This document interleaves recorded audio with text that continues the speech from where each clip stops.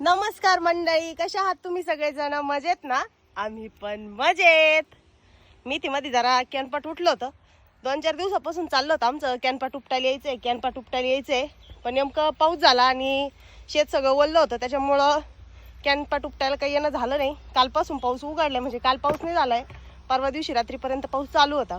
तर म्हटलं चला आज जरा वार सणलंय, घेऊ मस्तपैकी मेथीतलं कॅनपाट उपटून. मेथी पाहिली कशी झालेली आहे, मस्त. गणपतीतच मेथी चालू होणार आहे, पित्तरपाठाची वाटा नाही पाहणार. इकडं चालू आहे फवारा मारायचं, बुरशीनाशक आणि पोषकचा फवारा मारू राहिले तृप्तीश पप्पा. 2-3 दिवसापासून चाललं होतं फवारा मारायचा आहे, कॅनपाट उपटायचंय.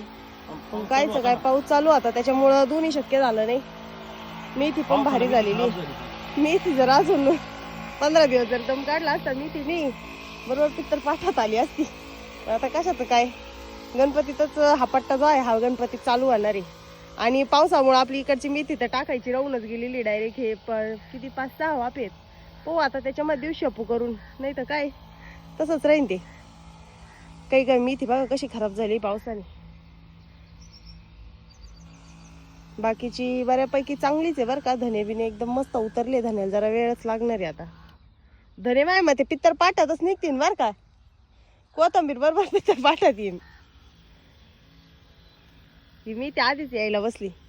चला आता यांचा फवारा मारायचं काम चालू आहे. एकदा फवारा मारून झाला का मग हे मी तिथलं सगळं कॅनपाट जे आहे ते उपटून घ्यायचंय.